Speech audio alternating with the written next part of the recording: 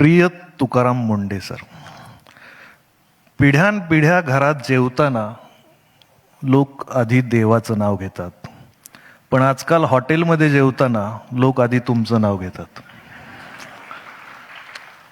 तुम्ही अन्न पदार्थात भेसळीच्या विरोधात उघडलेल्या जोरदार मोहिमेमुळे संपूर्ण देशात तुमच्यावर कौतुकाचा वर्षा होतोय, पण आमची अडचण वेगळी आहे.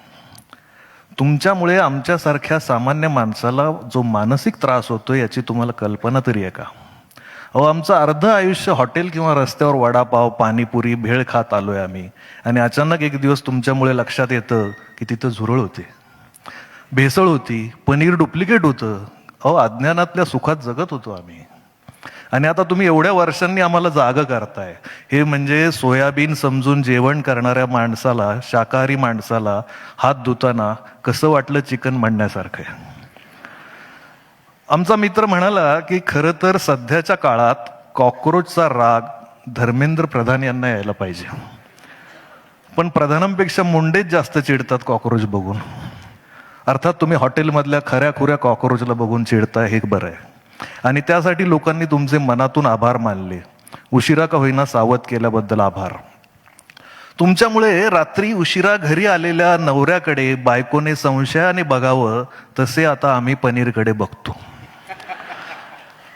तुमच्यामुळे आईस्क्रीम बद्दल पण संशय वाटायला लागला.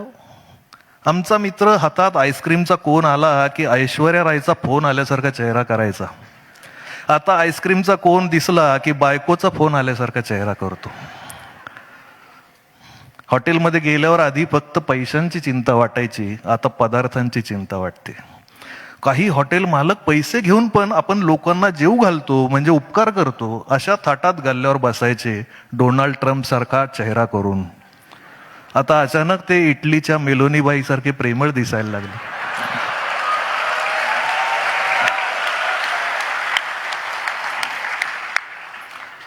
भेसळ हा विषय तुम्ही इतका डोक्यात घालून ठेवला आहे की आता आम्हालाही जिथे तिथे भेसळ दिसू लागली. अहो साहेब, मागे नोटबंदी झाली होती तेव्हा देशातल्या 2-4 अभ्यासू आणि विद्वान पत्रकारांनी सांगितलं होतं की नवीन नोटांमध्ये चीप आहे. साहेब, लोकांनी त्या नादात नोटा फाडल्या, पण चीप काही दिसली नाही, तिथेही भेसळ. बातमीच्या नावाने आता न्यूज चॅनल सर्रास अफवा दाखवतात, पण पत्रकारितेतली ही भेसळ काही सहजासहजी थांबणार नाही. कारण कुणीतरी म्हणालंय, लोकांना मूर्ख बनवणं सोपं आहे, समजावणं अवघड आहे. त्यामुळे पण तुमचं काम किती अवघड आहे याचा अंदाज येतो. आमचा एक गावाकडचा मित्र एका भोंदू बाबाकडे गेला. बाबाने त्याला कसली तरी पावडर दिली आणि खा म्हणाला.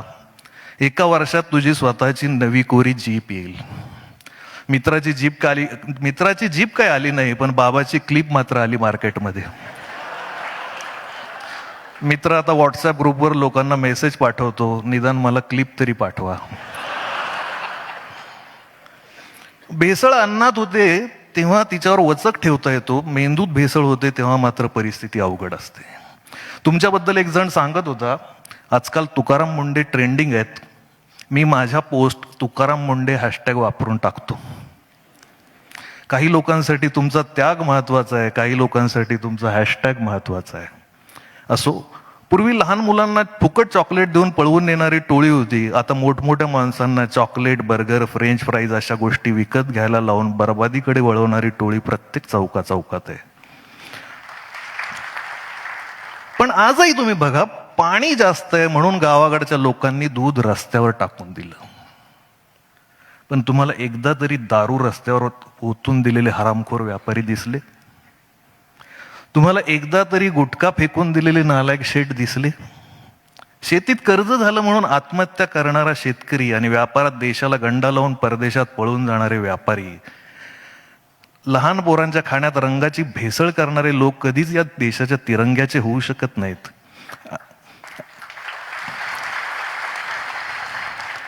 आणि इथले दारूत 50% केमिकल पिणारे लोक शेतकऱ्याकडून ऑर्गॅनिक पिकाची अपेक्षा करतात.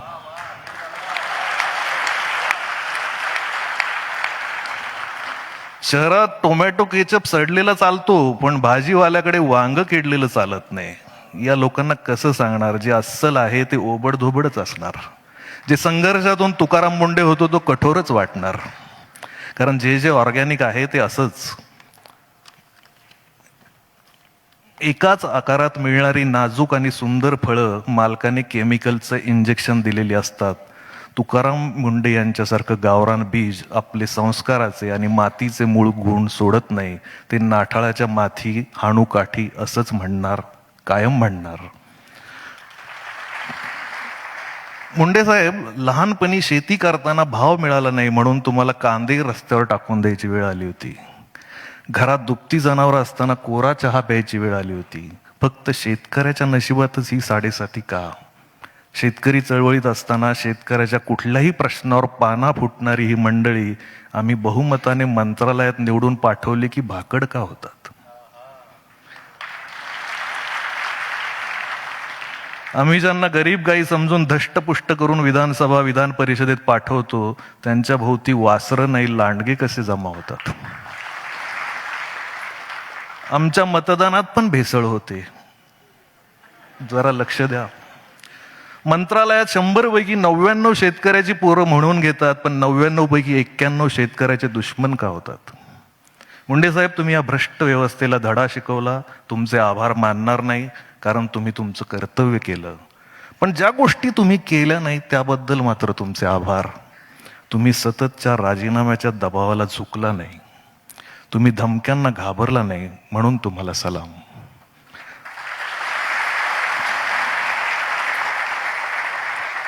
व्यवस्थेला जाब विचारणाऱ्या महाकवी संत तुकारामांचं नाव तुम्हाला देणाऱ्या दूरदर्शी आई वडिलांना साष्टांग नमस्कार.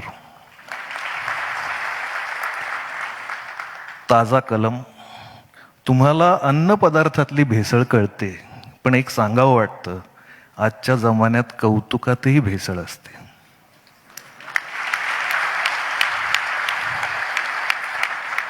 आणि कौतुकातली भेसळ कुठल्या लॅबमध्ये तपासता येत नाही. त्यासाठी तुमच्यासारखा शून्यातून सर्वस्व निर्माण करणारा माणूस सक्षम आहे ही अपेक्षा.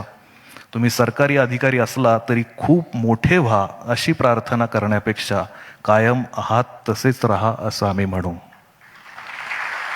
रोल मॉडेल, काही लोक आहेत तसेच राहणं हीच सगळ्यात मोठी बढती असते, प्रमोशन असतं. त्यांच्यासाठी नाही, समाजासाठी. धन्यवाद.